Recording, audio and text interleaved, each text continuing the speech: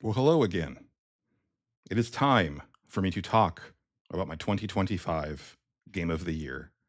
Now, obviously, if you're a listener to the podcast, you already are aware of this. It was revealed in our season opener for the year, but uh, I will say for people who, I mean, you saw the title also. Like this isn't, it's not like the like drum roll or anything like that. But uh, I will freely admit that this game is by far the most flawed, lowest overall score game on my entire top 10.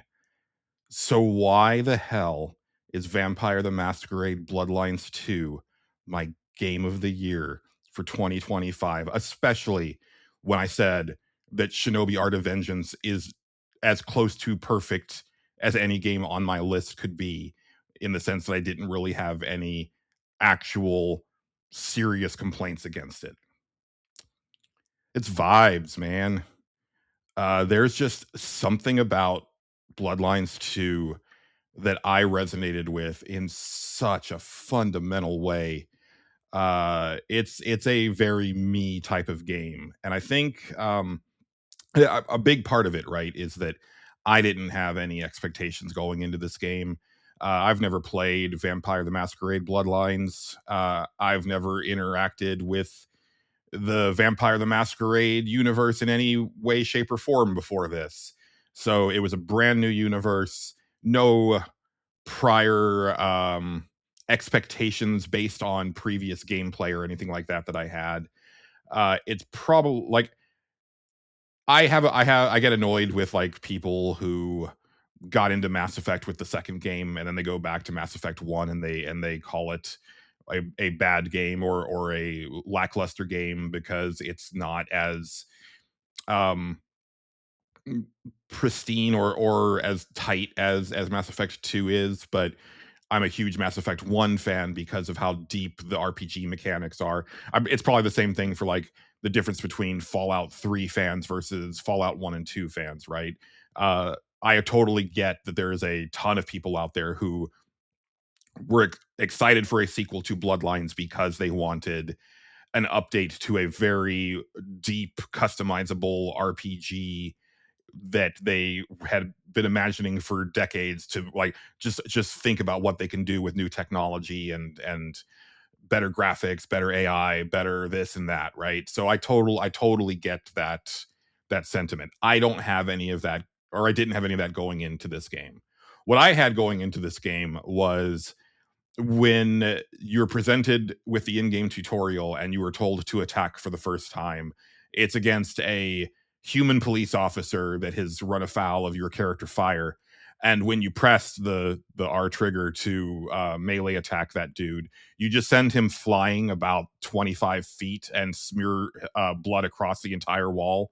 Uh, and that tickled me in a way that never stopped. I had so much pleasure in playing Bloodlines 2. The melee combat actually really worked with me. The stealth combat really worked with me. The powers really worked with me. I was constantly giggling and cackling at some of the really dumb shit that I was able to do by combining powers, like boiling a guy's blood in his veins to make him cry out and bring everybody near, and then use mass manipulation to draw them under my spell, like as a group, and then have them all just break their own necks, and just eliminate, like completely delete an entire stealth section of the game because I just used my powers in a really fun way, and then would proceed to get my powers back by teleporting into the shadow of a dude and stealth killing him, because every time you stealth kill you get a pip of your powers back.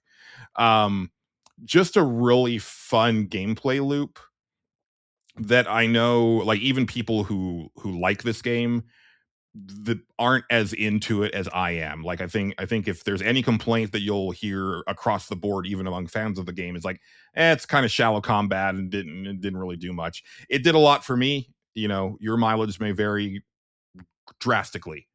But on top of that, the fact that it's set in this really cool snow-covered Seattle during Christmas time, and there's just something about walking down those streets with, like, the very, like, soft sound of footsteps in the snow and the neon lights of downtown Seattle, and then every once in a while, this really good, moody music will kick in as you're, like, nearing an objective or something like that, and it's just a really cool scene.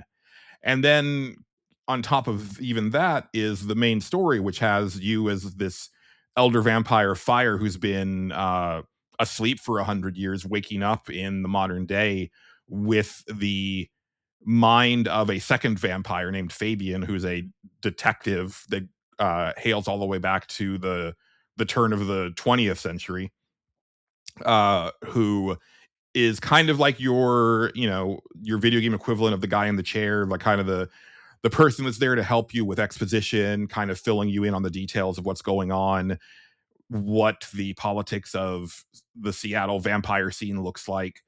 But then I keep saying on top of that, but beyond that, it's also the fact that he is a detective and he is on the hunt for a serial killer that's very similar to a case that he had worked back in the 20s, and that whole story unravels in such a fundamentally cool way, and having Fabian as kind of your second persona in this game really does a lot of heavy lifting as far as the storytelling and the writing, and he is a very good um source of humor in an otherwise fairly bleak game. And then the parts where you get to play as Fabian in flashbacks are just wonderful. I've realized over the last few years that I'm actually way more into mysteries than I thought I was, and unraveling the mystery of these twin serial killing cases was a lot of fun. And I just could not stop thinking about Vampire the Masquerade Bloodlines 2 after I finished it. It does have a disappointing ending. There's no ifs, ands, or buts about it. And initially, that had disqualified it from being at the top of my list. But I just couldn't shake the feeling that I had not stopped thinking about the game for months after finishing it. And I was like, yeah, it's still with me. Bloodlines 2 is still with me. And I think Bloodlines 2 is going to be with me for years to come. And so, by that merit, it just kind of had to be the number one game. It's a game that I highly recommend with severe caveats. I would absolutely recommend looking up some let's plays of it, like some no commentary let's plays, just to get like a nice feel for what the game is trying to do. Uh, could it be better? Absolutely. I wish it had deeper RPG mechanics, both for leveling your character and equipping stuff and conversation stuff. But as a more stealth action, dipping its toes more into like the immersive sim genre than an actual action RPG, uh it really worked for me, and it might work for you too. I'm not saying that you should go out and buy it for full price like I did, but if you see it on a sale, I think that you should probably snatch it up and at least give it a few hours.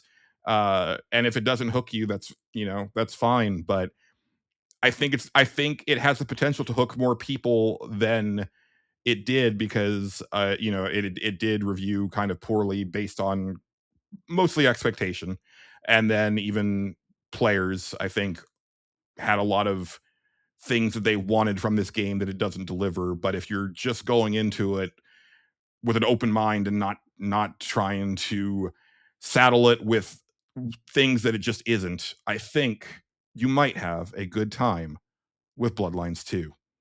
Uh, but those are my thoughts. They're not your thoughts, because if they were your thoughts, then I would be you and you would be me.